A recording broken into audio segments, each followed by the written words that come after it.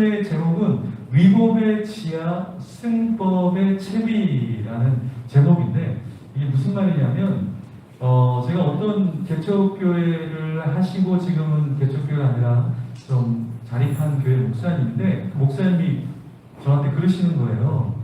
이 교회가 지하에서 예배하는 게 사실은 법적으로 합당하지 않다라는 거. 그래서 제가 깜짝 놀랐어요. 아니 그러면은 지하에서 한다 그럴 때 빨리 말씀해 주시지. 그러니까 이미 지하에서 하고 있는데 그거 어떻게 얘기하냐. 그런데 이게 지하에서 사람들이 이렇게 모여 하는 게, 교회 하는 게 사실은 이게 합법하지 않다라는 얘기를 하시더라고요. 근데 지하에서 교회를 하는 거는 아닌 것 같아요. 그래서 여러분들 개척하시려고 그러면 절대 지하에 하지 마세요. 네, 그 곰팡이와 냄새와 어두움과 그런 것들이 쉽지는 않은 것 같아요. 그래서 저희가 이제 사무실도 하나 했는데 4층에 사무실을 했거든요. 어제 그 빗소리가 이렇게 내리면서 환한 곳이 있었거든요. 그러니까 우리 교육자분들이 와, 빗소리도 들리고 너무 좋다는 거예요.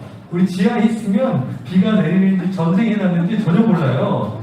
근데 4층에 있으니까 비가 이렇게 떨어지는데, 야, 비가 소리를 내면서 떨어지더라고요.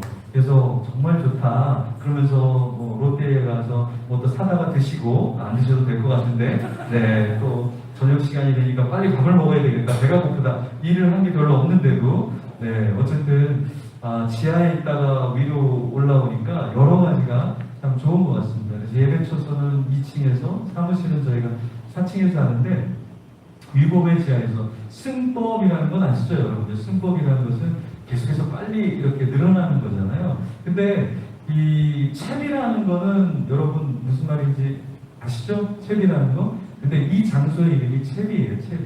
근데 왜 이 장소의 이름이 채비냐면, 사실 여러분 여기는 예배처소가 아니라 죽은 사람을 추모하는 자리로 만든 게 이 장소예요.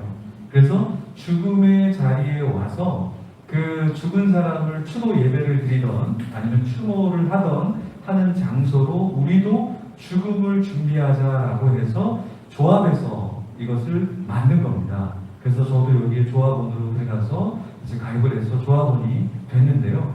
그러니까 여기에 보시면, 뒤에 보시면 시계가 거꾸로 되어 있습니다, 여러분.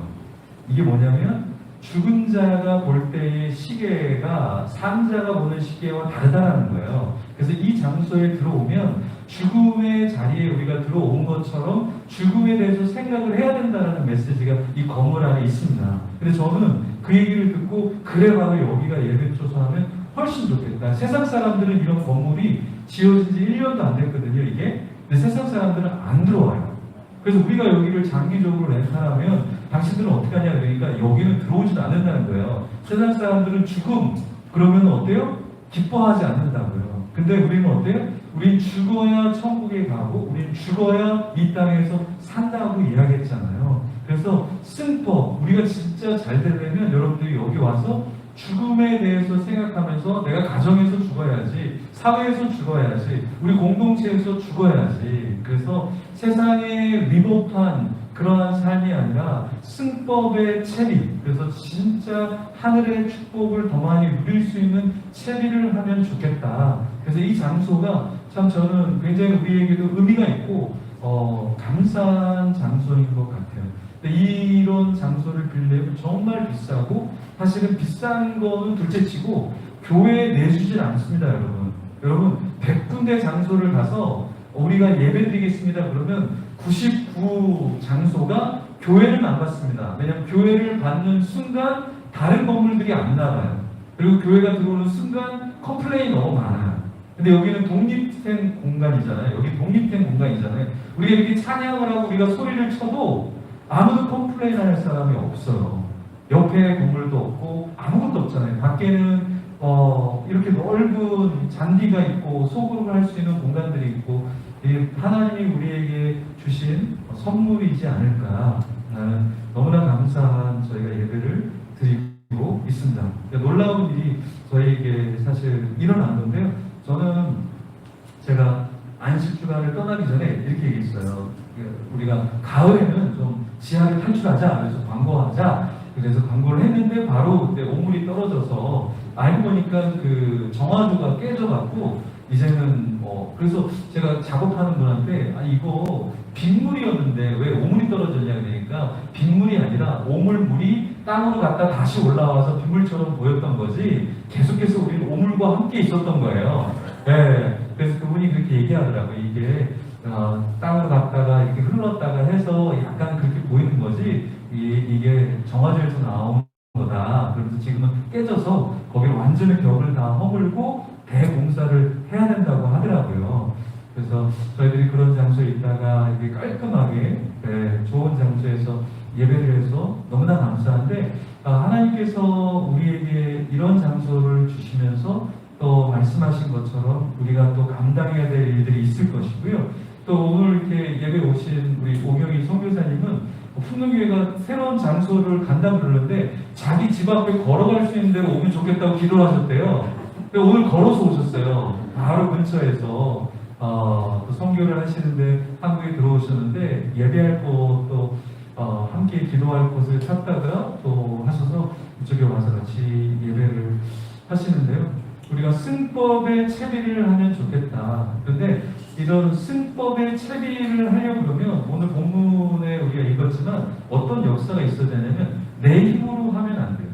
그러니까 우리가 그 돈을 많이 버는 사람도 있죠. 유명해진 사람도 있죠. 그런 사람들을 인터뷰를 하거나 이런 내용을 보면 제가 잘나서 이렇게 여기까지 왔네요 하는 사람은 별로 없어요. 왜냐하면 자기는 생각지 않았는데 뭘 했는데 그게 유행을 타게 되고 사람들이 주목을 하게 되고 그게 내가 가려고 하는데 순풍을 맞아서 갈 때 사람에게는 승법의 채비가 준비되어지고 그걸 누리게 된다는 거예요. 예를 들어서 시대를 잘못하잖아요. 그러면 내가 아무리 노력해도 그 시대는 그런 사람과 그런 사람이 한 업적을 기리지 않으면 그건 되게 어려운 거예요. 그렇죠? 마찬가지로 우리가 하나님 안에서 내가 무언가를 누리려고 한다 했을 때 우리에게 필요한 것이 무엇이냐면 하나님이 나에게 주시는 축복과 문을 열어주시는 역사가 있어야 되는구나. 그것을 우리가 인정해야 되는 거예요. 그래서 우리는 어떻게 합니까? 하나님께 기도하고 하나님의 역사를 바라는 거예요.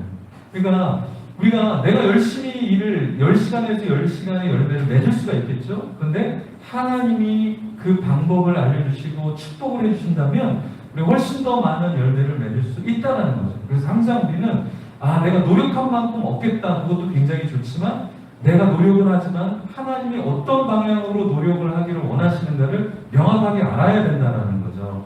그래서 오늘 본문에 고넬료라는 사람은 환상 중에 하나님의 메시지를 들었죠.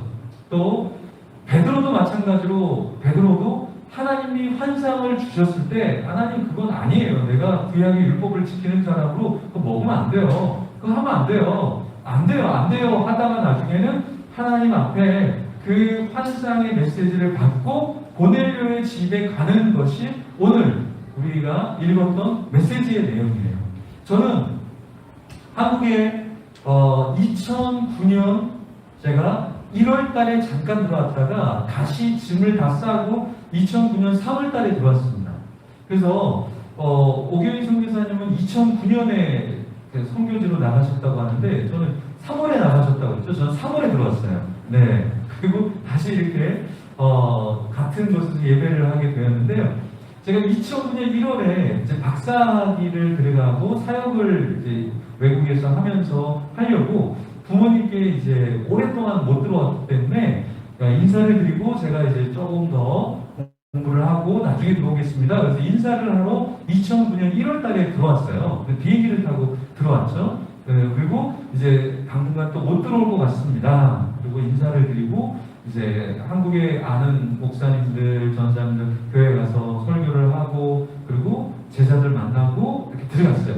들어갔는데 이제 새로 이전할 아파트와 사역지와 이런 곳이 있었는데 거기를 3일 남겨두고 저희 집에 예언을 하는 분이 저희 집에 찾아왔어요. 오라고 한 것도 아닌데 오셔서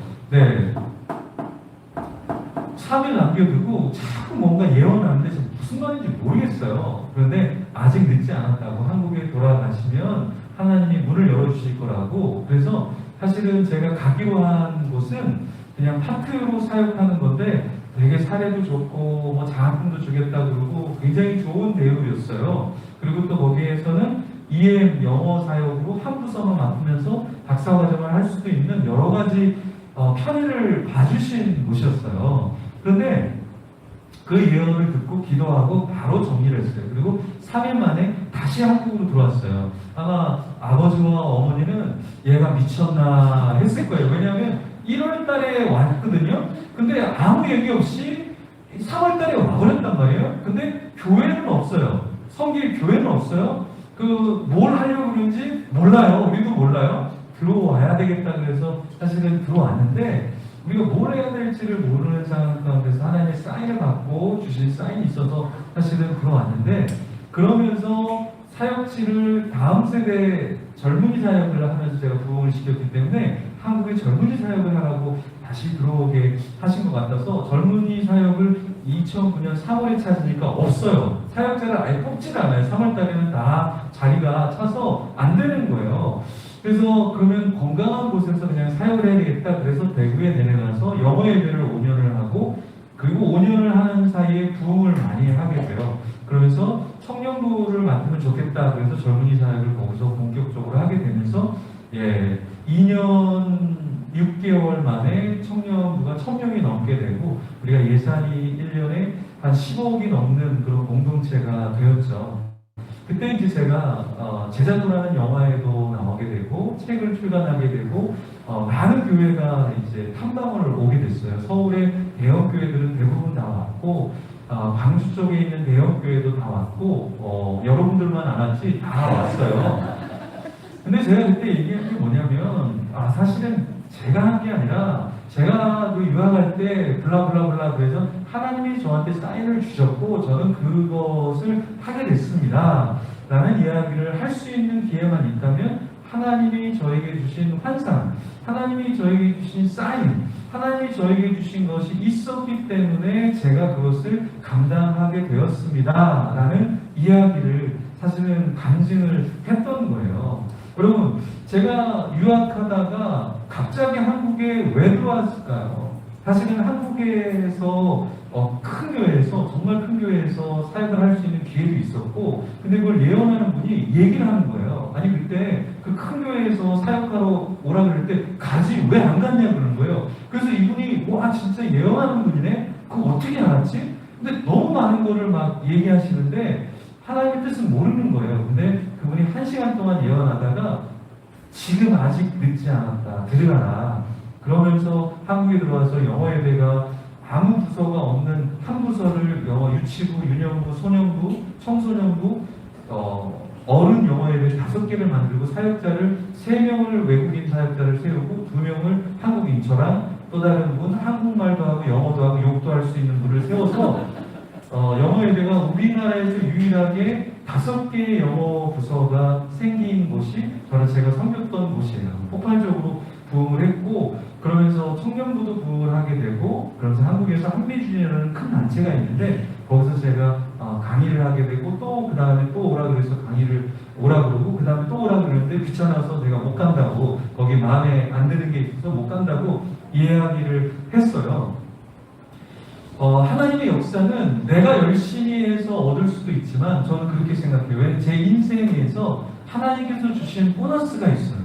그 보너스가 뭐냐면 하나님이 주시는 사인, 하나님이 주시는 말씀에 순종할 때, 그 순종할 때 하나님이 나에게 주시는 축복이 너무 큰 거예요. 그래서 저희가 교회를 이전하면서 스피커, 그리고 콘솔, 그리고 전자드럼 막 있는데요. 그거 정말 비싼 거예요. 새 거예요. 근데 다 무료로 줬거든요.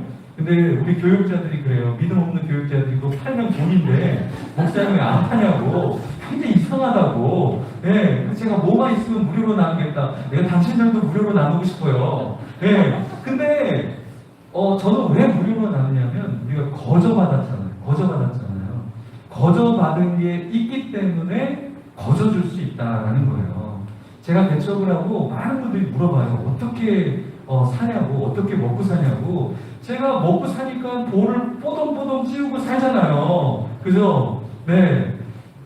하나님이 먹이시는 것을 경험하고 하나님이 이끄시는 것을 경험하면 내가 내 삶을 이끄는 것보다 훨씬 더 하나님이 채우신다는 거예요. 나는 왜 안 되지? 나는 언제 되지? 그게 아니라 하나님의 때에 하나님께서 이루어주세요. 그러면 우리는 세례 요한이 광야에 갔을 때 사람들이 광야로 따라 나왔잖아요. 그 역사가 우리에게도 있게 된다는 거예요. 고넬료라는 사람과 베드로라는 사람은 만날 수 없는 사람이에요.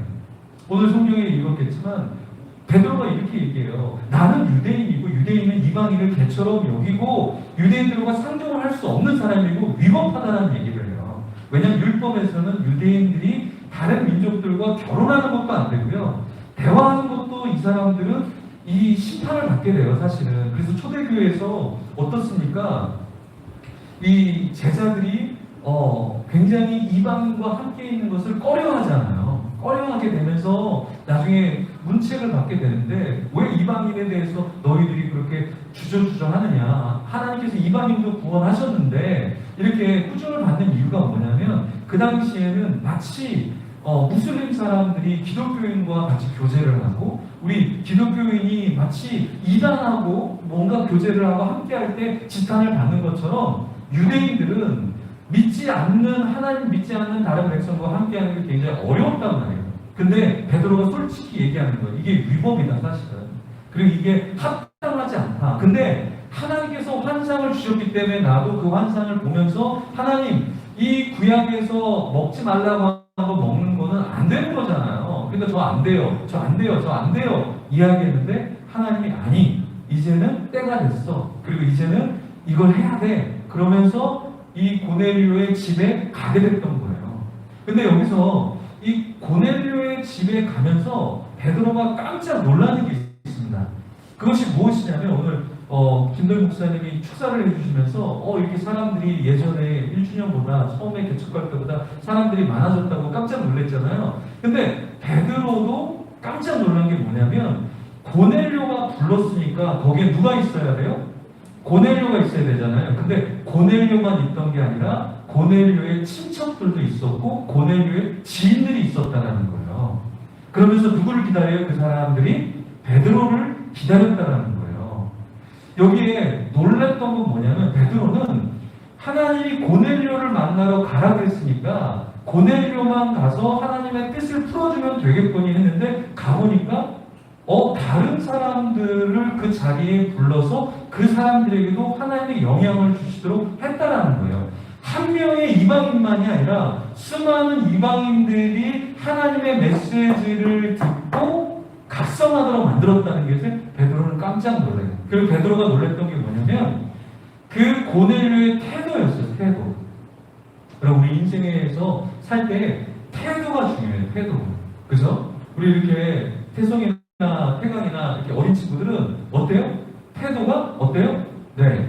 또 우리 제일 맞은 태준이가 네네 알죠. 제가 그거 알죠. 그 태도를 제가 알죠. 네, 제가 같이 사니까 알죠. 그죠? 근데 나이가 들수록 어때요? 태도가 달라져요. 태도가 달라져요. 그러니까 나이가 들면 뭔가 조언하고 싶어도 혹시나 그 사람이 상처받을까봐 혹시나 더 잘 조언해 줄 수 있는 방법은 뭔가 태도가 달라지잖아요. 근데 이 고넬료의 태도가 베드로가 왔는데 굽신 절을 했다라는 거예요.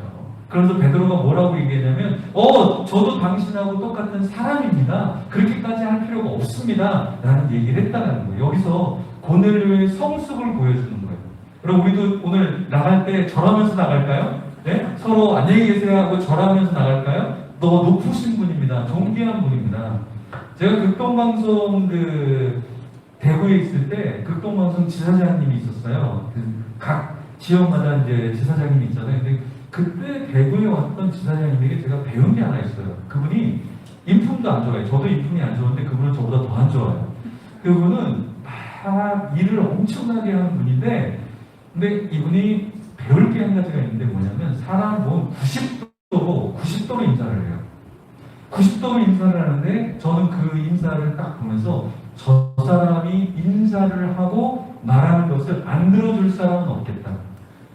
저 사람이 90도로 인사하면 교회가 극동방송을 후원 안 할 교회는 없겠다. 이런 생각이 들었어요. 왜냐하면 그가 어떻게 일하던 어떻게 생각하고 추진하던 그 사람의 태도가 정말 어떤 나이 어린 저한테도 90도로 인사를 하는 거 보면서 무조건 이 사람이 해달라는 건 다 도와줘야 되겠다. 다 도와줘야겠다. 태도가 굉장히 중요하거든요. 고넬료가 하나님 보시기에 기도와 구제가 상달됐다 그랬죠. 근데 구제만, 기도만 이분이 뛰어난 게 아니라 무엇이 또 뛰어나냐면 그 삶의 태도가 굉장히 좋았다라는 거예요. 그래서 우리도 누구를 만날 때 그 사람이 돈이 있던 없던 유명하든 유명하지 않던 90도로 인사하는 사람이 정말 좋은 사람이에요. 제가 여러 가지 연합사역을 하잖아요. 근데 연합사역을 하다가 다시 안 부르는 부류의 사람이 있어요. 네, 그분들에게 영향을 꼭 전달해 주세요. 또 왜 안 전달하냐면, 왜 안 부르냐면, 저한테는 다 90도로 인사를 해요. 왜냐면 제가 와서 같이 하자 그러면 다 90도로 인사를 해요. 근데 누구에게 까칠하게 되냐면, 우리 담임 전도사님, 부담임, 강도사님, 이분들이 메인인 걸 모르고 이분들한테 반말을 하거나 이렇게 눈을 부라리거나 말을 안 듣거나 연락이 없거나 이러면 이 사람은 앞과 뒤가 다르구나. 근데 제가 문자하잖아요. 본문 주세요. 그럼 바로 와요. 바로 와. 네, 제가 돈 달라고 그러면 돈을 줄 것 같아요. 근데 이게 뭐냐? 태도가 다르다라는 거죠. 그래서 우리가 하는 게 제가 물어봐요. 요번에 우리가 2월 20일부터 4월 20일까지 한 100명, 120명의 사역자들이 한국의 유명한 사역자들, 유명한 차연 사역자들 다 들어와서 연합집회를 했잖아요. 내년에도 저희가 사시긴 하는데 우리 교육자들한테 물어봐요. 어떤 분이 좀 마음이 어려웠냐? 그러면 이분들이 그냥 다 좋았습니다. 이러면 되는데 정직이 형이 임해서 이름을 정확하게 얘기해요. 그러면 제가 또 이름을 들었는데 계속해서 놓을 수가 없잖아요. 그래서 다 지워요. 빨간 줄로 다 지워요. 그래서 사실은 정말 무서운 분들이 이분들이에요. 이분들이 목사님 안 됩니다. 목사님 안 됩니다. 이래요. 그래서 제가 또 다 빼면 기분이 좋아서 오늘 맛있는 거 먹읍시다. 빨리 먹읍시다. 그러셔요. 앞과 뒤 그리고 동일한 그것이 우리에게 얼마나 중요한지. 그러니까 신앙이라는 것은 그냥 다른 사람에게 구제만 많이 잘 나누고 하나님께만 잘하는 사람이 아니라 그 삶에서 태도까지도 굉장히 중요하다는 거예요. 그러면서 베드로가 정말 이 고넬료의 가족과 친인척들과 사람들에게 말씀을 잘 풀어줍니다.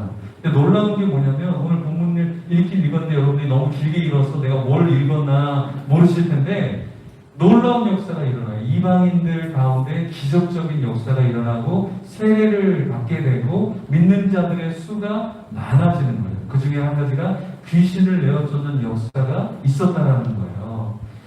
우리가 복음을 전파하는 것은 여러 가지인데 어떤 사람들을 계몽하는 것도 복음의 역할이고 또 어떤 사람들의 상처를 치유하는 것도 복음의 역할인데 또 하나가 무엇이냐면 바로 귀신들인 악의 영들에게서 자유하게 만든다는 거예요. 자유하게 만든다는 거예요. 제가 어제 여러 명, 3명 정도를 상담을 했는데요. 새벽에는 한 교회 가서 집회를 하고 오전에 우리 청년들 양육하고 또 끝난 다음에 학교 기도학교에 세미나를 하고 끝나자마자 또 상담이 들어와서 상담했는데 저녁 오후에도 계속 상담 전화가 오는데 한 상담을 하는 자매님이 기도를 되게 많이 하는 분이에요. 기도를 되게 많이 하는 분인데 기도를 정말 많이 해요. 많이 하는데 관계적인 것에서 막혀버리니까 남을 위해서 기도를 못하는 거예요. 그리고 그 관계의 기도만 하는데 진이 다 빠져서 다른 것을 돌볼 수가 없는 거예요. 직장도 좋은데 직장에서도 힘이 없어요. 활기가 없어요. 그러니까 교회 안에서도 활기가 없고 계속 시험을 당하는 거예요. 여러분, 우리 복음은 무엇이냐면 그런 관계적인 것에서 자유하게 하는 거예요. 저녁에 어떤 지체랑 전화하는데 가정이 지옥이래요. 너무 어렵대요. 너무 힘들대요. 근데 제가 그랬어요. 선포하라고. 우리 가정은 하나님이 함께 하시고 싸우더라도 빨리 회복하고 빨리 용서를 구하고 빠르게 다시 하나님이 임재하는 것으로 바꿔야 된다. 복음이라는 게 무엇입니까, 여러분? 우리가 복음을 가져도 죄가 있어요, 사실은. 복음을 가져도 우리는 죄가 있습니다. 근데 그 죄를 얼마나 빨리 치우느냐, 그 싸움인 거예요. 세상 사람들은요, 싸우고 나서 화해 안 합니다. 세상 사람들은요, 죄를 짓고도 거짓말하고도 그 죄책감이 없어요. 그러니까 나중에 어떻게 스스로 죽게 되죠. 스스로 자멸하게 돼요. 우리는 복음을 가졌다는 건 무엇입니까? 거기서 회복의 역사가 있어요. 그 회복의 역사 중에 귀신도 떠나는 역사가 우리 가운데 있는 것입니다. 귀신은요, 우리가 복음을 갖고 있을 때 절대 들어올 수 없어요. 근데 우리가 복음이 없을 때 귀신은 역사하게 되는 것이죠. 우리는 이 본문에서 우리 여러 가지를 말하고 있는데 편견과 편애를 없애야 된다라는 거예요. 이방인이라고 해서 하나님의 복음이 전파되고 귀신이 나가고 복음의 확장이 없으리라고 그 당시 생각을 했거든요. 편애 그리고 편견 이런 거를 버리라는 거예요. 제가 어제 상담한 한 분은 울면서 계속 1시간 동안 상담하는데 울고 또 울고 또 울고 또 우는데 왜 우냐면 형제가 있는데 첫째랑 둘째가 있는데 첫째는 공부를 너무 잘하는 거예요. 둘째도 너무 똑똑한데 약간 틱 장애가 있는 거예요. 틱 장애가 있는데 형이 드럼을 사달라 그러면 자기도 그래 드럼 사줄게 그러는데 둘째가 기타 사달라 그러면 그래 왜? 이렇게 나오는데 자기도 왜 그런지 모르겠는데 편애를 안 하는 것 같은데 제가 그게 편애입니다 라고 얘기해 드리니까 자기가 뭔가 좀 문제가 있구나를 생각을 하게 됐던 거예요.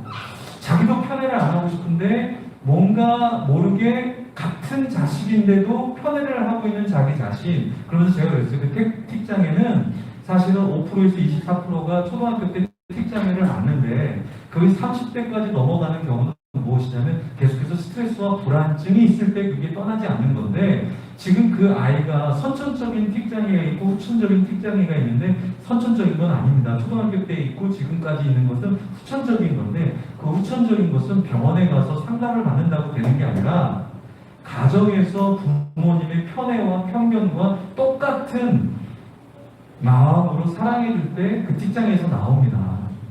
여러분 사람에게는 거울신경이라는 게 있어요. 1996년에 이탈리아에서 그 뇌과학자들이 연구를 했는데 사람이 거울신경이라는 게 모두가 있고 동물들도 있다는 거예요. 그래서 이렇게 사람이 바나나를 먹고 있는 척 하면 그 꼬리 원숭이가 뭘 느끼냐면 꼬리 짧은 원숭이가 나도 먹고 있는 것처럼 뇌신경이 느낀다라는 거예요. 그게 거울신경이라는 거예요. 그래서 내가 상대방을 치유한다는 거는 야 너 건강해져가 아니라 내가 건강한 모습을 보이면 상대방은 저절로 건강해진다는 거예요. 이게 거울신경이라는 거예요. 여러분 가정이 어떻게 화목할까요? 내가 화목하면 돼요. 내가 기쁘면 돼요. 우리 자녀들이 어떻게 성격이 밝아질까? 그러면 여러분이 밝아지면 돼요. 우리 자녀가 어떻게 책을 많이 볼까? 여러분이 책을 많이 보면 돼요. 우리 자녀들이 어떻게 하면 정직할까? 부모가 정직하면 자녀들도 정직해지겠죠. 왜요? 거울신경이에요. 우리에게는 거울신경이라는 걸 하나님이 주셔서 하나님이 야 다른 사람 회개할 거 신경 쓰지 말고 너나 잘해. 그럼 네가 잘하면 네 주위 사람들 다 잘해. 사람 끼리끼리 다녀요. 끼리끼리. 그래서 근데 같이 다니는 사람 가운데 한 명이 깨어나면 그 주위 사람들은 다 깨어납니다. 이 편견과 편애를 우리가 가져서는 안 되는데요. 제가 최근에 읽은 책이 있어요. 한번 여러분에게 보여드리면 칼빈주의 영성이라는 책과 기독교 세계관이라는 책인데요. 이 책에서 이야기하는 게 뭐냐면 우리가 편견을 가지고 있다. 기독교인인데 개혁주의라고 얘기하는데 이 개혁주의 안에도 편견이 있다는 게 이게 뭐냐? 가요 부를 수 있냐? 저는 옛날에 가요 부르면 안 된다고 생각했거든요. 근데 개혁주의 신앙은 가요는 불러도 된다는 거예요. 왜 불러도 되냐면 세상에 하나님이 일반 은총으로 주신 노래도 하나님이 큰 틀 안에서는 받으신다는 거예요. 우리는 생각할 때 이건 안 돼, 이건 안 돼 분리를 한다는 거예요. 근데 C.S. 루이스가 이런 얘기를 해요. 우리 칼빈주의와 종교개혁자들의 위대한 점은 무엇이냐면 C.S. 루이스가 로마의 교회처럼 세상의 것, 하나님의 것을 단절시키지 않았다는 거예요. 종교개혁자들이.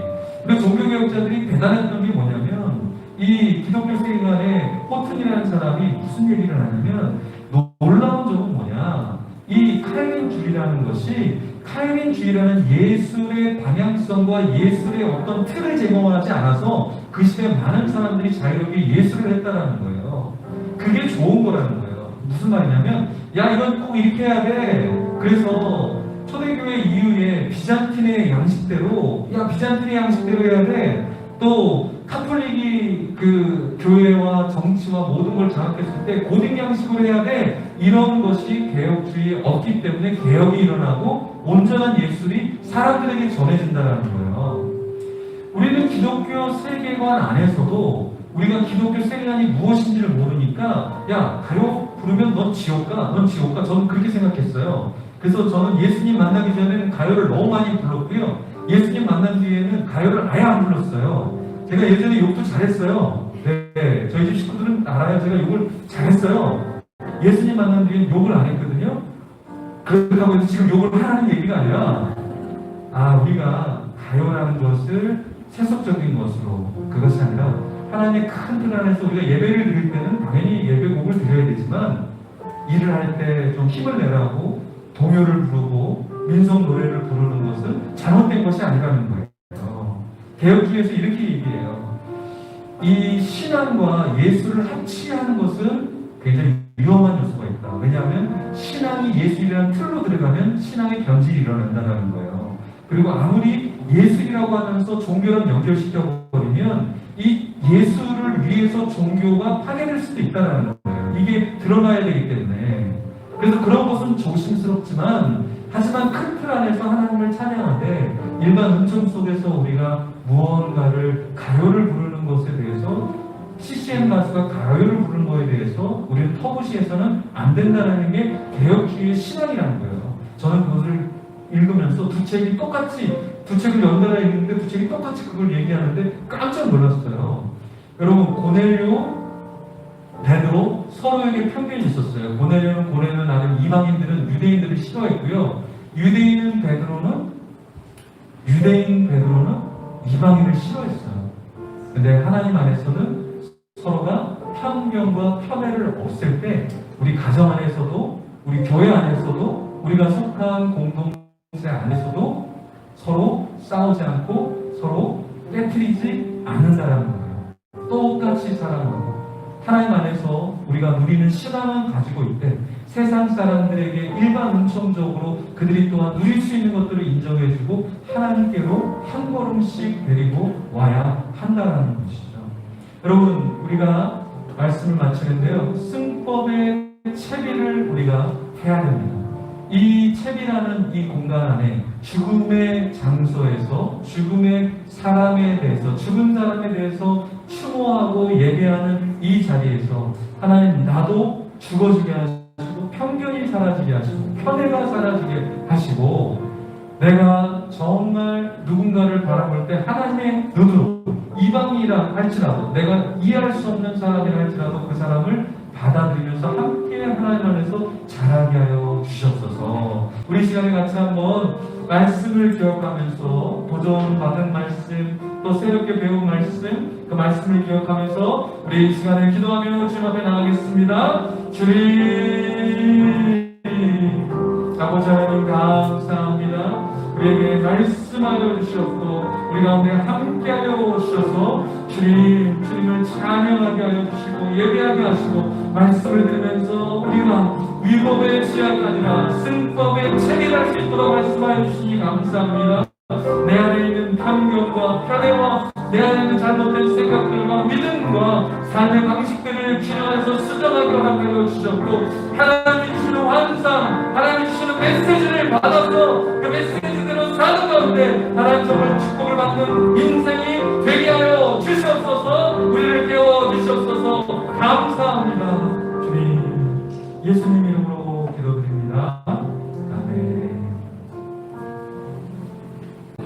지금은 우리를 구원하신 우리 주 예수 그리스도의 은혜와 아버지 하나님의 무한하신 사랑하심과 성령님의 인도하심과 충만하심의 역사가 이제 우리의 감정과 상식과 지식이 아닌 하나님의 뜻과 섭리와 하나님이 원하시는 그 길을 따라 살아가기를 다짐하고 결단하는 사랑하는 우리 충무로 시대를 여는 우리 풍능교회 성도들 머리 위에, 그리고 한국교회 모든 성도들 머리 위에 지금부터 영원토록 함께 하시기를 간절히 축원하옵나이다.